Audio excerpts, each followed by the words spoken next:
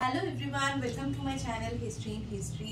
প্রতিদিনের মতো আজকে আবার একটা ক্লাস নিয়ে চলে এসেছি সকলের সামনে। আগের ক্লাসে আমরা শুরু করেছিলাম বৌদ্ধ ধর্ম। আজকে শুরু করব সেই বৌদ্ধ ধর্মের বিভিন্ন নীতি কী ছিল এবং গৌতম বুদ্ধের মূল উদ্দেশ্য কী ছিল এবং তিনি বৌদ্ধ ধর্মের মাধ্যমে মানুষের কাছে ঠিক কী জিনিসটা নিয়ে আসতে চেয়েছিলেন। তো বৌদ্ধ ধর্মের মূল যেটা লক্ষ্য ছিল, গৌতম বুদ্ধ মনে করতেন যে মানুষকে দুঃখের হাত থেকে কিভাবে মুক্তি লাভ করানো যায়, এটাই হচ্ছে তার নীতির ছিল মূল কথা। এছাড়াও বলা হতো যে মানুষ যে নিরন্তর এই যে কর্ম করে, সেই কর্মের ফলে তার একটা কর্মের ফল ভোগ করে। তার ভালো কর্মের যেমন সে ফল ভোগ করে, তেমন তারা যে খারাপ কর্ম করছে সেই ফলটাও তাকে ভোগ করতে হয়। সেটার উপর ভিত্তি করে কিন্তু মানুষ যখন পরবর্তীকালে একবার তার মৃত্যু হয়ে যাওয়ার পর আবার তার সেই কর্মের যে আকাঙ্ক্ষা, তার ফলে মানুষের আবার জন্ম হয় এবং সেই জন্মের ফলেই কিন্তু মানুষ সেই তার খারাপ কর্মের জন্য দুঃখ ভোগ করতে থাকে এবং এই জিনিসটার কন্টিনিউ ভাবে চলতে থাকে। এবং এই বিষয়টা থেকে মুক্তি লাভের উপায় হচ্ছে নির্বাণ, যেটা গৌতম বুদ্ধ মনে করেন। তো সেই বিষয়টা নিয়েই কিন্তু তিনি আলোকপাত করেছেন এবং এই বিষয়টাকে মানুষের সামনে তুলে ধরার জন্য তিনি আর্য সত্য এবং অষ্টাঙ্গিক মার্গ ও কিছু কিছু নীতির ওপর তিনি আলোকপাত করেছেন। তো আসুন সবাই দেখে নিই। প্রথমে আমি যেটা বললাম, মানুষের জীবনকে দুঃখের হাত থেকে মুক্ত করা ছিল প্রধান উদ্দেশ্য।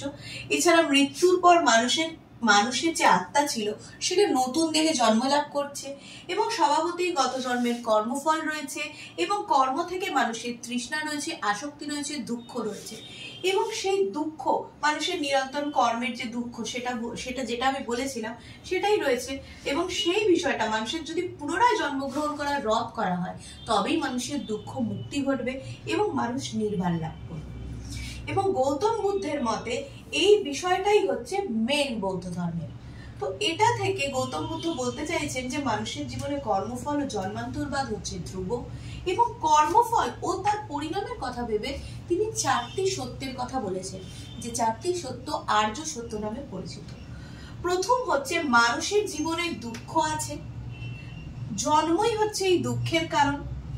জন্মের জন্যই মানুষকে রোগ, জরা, অপ্রিয় বস্তু, ব্যক্তির সংসর্গ ভোগ করতে হয় এবং অভিষ্ট যে বস্তু, যে বিষয়টা মানুষ চাইছে সেই বিষয়টা না পেয়ে তাদের মধ্যে কি হচ্ছে, দুঃখ ভোগ করছে এবং সেই দুঃখ ভোগ থেকে কিন্তু যে পরবর্তী জন্ম আসছে, এটা হচ্ছে তার প্রথম পদক্ষেপ। দ্বিতীয় হচ্ছে মানুষের জীবনের দুঃখের কারণ তার কামনা, বাসনা, আসঙ্গ লিপ্সা, তৃষ্ণা, আসক্তি প্রভৃতি। তৃতীয়ত হচ্ছে মানুষের কামনা, বাসনা, আসক্তি নিরোধের উপায় আছে এবং চতুর্থ হচ্ছে এই কামনা, বাসনা, আসক্তি এগুলি নিরোধের জন্য মানুষকে সঠিক পথ বা মার্গ অনুসন্ধান করতে হবে। এই বিষয়টা তিনি আর্য সত্য হিসেবে জনগণের কাছে তুলে ধরলেন। এর পরবর্তীকালে তিনি বললেন মানুষের জীবনে যতদিন আসক্তি আছে ততদিন কিন্তু তাদের কর্মফল ভোগ করতে হবে এবং এই আসক্তির বেসিসে মানুষের যেহেতু কর্মফল আছে, মানুষের সেই জন্য দুঃখও আছে এবং সেই দুঃখ বিনাশের জন্য তিনি 8টি মার্গ বা 8টি পথের কথা বলেছেন। সেই 8টি মার্গ বা 8টি পথের মধ্যে প্রথমেই হচ্ছে সৎ বাক্য মানে ভালো কথা, সৎ কর্ম মানে ভালো কাজ, সৎ জীবন বা জীবিকা মানে সৎ কাজ করতে হবে, সৎ উপায় অবলম্বন করে রোজগার করতে হবে। 4 সৎ চেষ্টাটার মধ্যে একটা সৎ ভাব থাকতে হবে। পঞ্চমত সৎ চিন্তা, ষষ্ঠত সৎ চেতনা, চিন্তা এবং চেতনার ক্ষেত্রেও সৎ বিষয়টা নিয়ে আসতে হবে। সপ্তমত সৎ সংকল্প বা প্রতিজ্ঞা, যে প্রতিজ্ঞা করা হবে সেই প্রতিজ্ঞার মধ্যেও সৎ বিষয় থাকবে এবং অষ্টমত হচ্ছে সৎ দর্শন বা সম্ভব সমাধি। এই যে 8টি মার্গ বা অষ্টাঙ্গিক মার্গ যেটাকে বলা হয়, সেই অষ্টাঙ্গিক মার্গের মধ্যে এই যে প্রথম 3টে মার্গ মানে সৎ বাক্য, সৎ কর্ম, সৎ জীবন বা জীবিকা, এই 3টে মার্গ পালন করলে গৌতম বুদ্ধের মতে চিত্তের সৎশীল ও শুদ্ধশীল হওয়া যায়। এখানে সৎশীল বা শুদ্ধশীলের শীল বলতে নৈতিক শুদ্ধতা বোঝাচ্ছে। দ্বিতীয়ত অর্থাৎ 4, 5 আর 6 মানে সৎ চেষ্টা, সৎ চিন্তা, সৎ চেতনা বলতে সমাধি অর্থাৎ চিত্তের যে প্রশান্তি সেটা আসবে, মানুষের মধ্যে যে কামনা বাসনা রয়েছে সেগুলো দূর হবে এবং লাস্ট হচ্ছে সৎ সংকল্প বা প্রতিজ্ঞা এবং অষ্টম হচ্ছে সৎ দর্শন বা সম্যক সমাধি। এর মাধ্যমে মানুষের প্রজ্ঞা বা নির্বাণ লাভ করবে। এইভাবে তিনি অষ্টপদ বা অষ্টাঙ্গিক মার্গের সন্ধান নেন। এছাড়া তিনি অহিংসার ওপর গুরুত্ব আরোপ করেন এবং তিনি বলেছিলেন যে জীবিত প্রাণী, মানুষ, পশুকে আঘাত করা অনুচিত।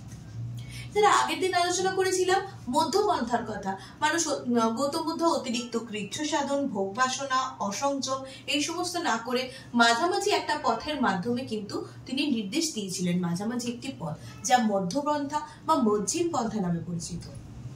পরবর্তীকালে তিনি বলেছিলেন যে এছাড়াও তিনি বলেছিলেন অহিংসার কথা, যেটা বললাম অহিংসার মাধ্যমেই কিন্তু সমাজ ও ব্যক্তি জীবনে যে শান্তি বা সাম্য প্রতিষ্ঠা সম্ভব, এটার কথাও তিনি বলেছিলেন।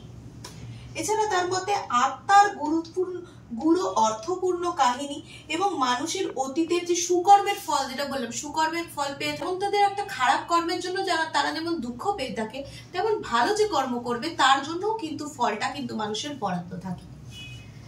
তার মতে এই ধর্মের চূড়ান্ত লক্ষ্য, যেটা দুঃখ ভোগের হাত থেকে মুক্তি লাভের পর নির্দেশ করা, তিনি কিন্তু এর সাথে সাথে বিশ্বাস করতেন অষ্টমার্গ অনুসরণ করলে মানুষের চিত্তশীল এবং শুদ্ধশীল হবে। শুদ্ধ চিত্তা দ্বারা মানুষ প্রজ্ঞা বা নির্বাণ লাভ করবে, যা থেকে আসবে নির্বাণ, এবং নির্বাণ হলো অনন্ত মুক্তি। এছাড়া জন্ম থেকে জন্মান্তরে মানুষ যে কর্মফলের বোঝা বহন করে চলে, সেই তাকে মুক্তিদান করে হচ্ছে নির্বাণ। এছাড়া নির্বাণ লাভ করলে পুনর্জন্ম হবে না। পুনর্জন্ম হলো পুনর্জন্মের আকাঙ্ক্ষার নিবৃত্তি। গত জন্মে মানুষের মনের মধ্যে যে আকাঙ্ক্ষা থাকে, কামনা বাসনা থাকে, সেই বিষয়টা নিয়ে মানুষ পরবর্তীকালে আবার জন্মগ্রহণ করে আরেকটি জন্মে। সেই জন্মে পুরোপুরিভাবে তা ফলপ্রসূ না হলে আবার পরবর্তী প্রজন্মে জন্মগ্রহণ করে। এই জন্যই বারবার গৌতম বুদ্ধ এই জন্মগ্রহণ রদ করার কথা বলেছেন এবং নির্বাণ লাভ করলে মানুষকে কিন্তু দুঃখ স্পর্শ করতে পারবে না। এই ছিল বৌদ্ধ ধর্মের মূল কথা। মূল কথাটা আমি সকলের সামনে তুলে ধরার চেষ্টা করলাম। পরবর্তী ক্লাসে আমি নিয়ে আসবো জৈন ধর্ম এবং জৈন ধর্মের মূল কথা কি ছিল। আমার এই ক্লাসটি যদি ভালো লাগে তাহলে অবশ্যই লাইক, শেয়ার এন্ড সাবস্ক্রাইব করে আমার পাশে থাকবেন, এবং যারা এখনো আমার চ্যানেলটি সাবস্ক্রাইব করেননি, যারা আমার চ্যানেলে নতুন, তাহলে অবশ্যই সাবস্ক্রাইব করে বেল বাটনটা প্রেস করে দেবেন। সবাই ভালো থাকবেন, সুস্থ থাকবেন। নতুন বিষয়ে কোনো ভিডিওর আপডেট পেতে হলে অবশ্যই আমাকে জানাবেন। ভালো থাকবেন।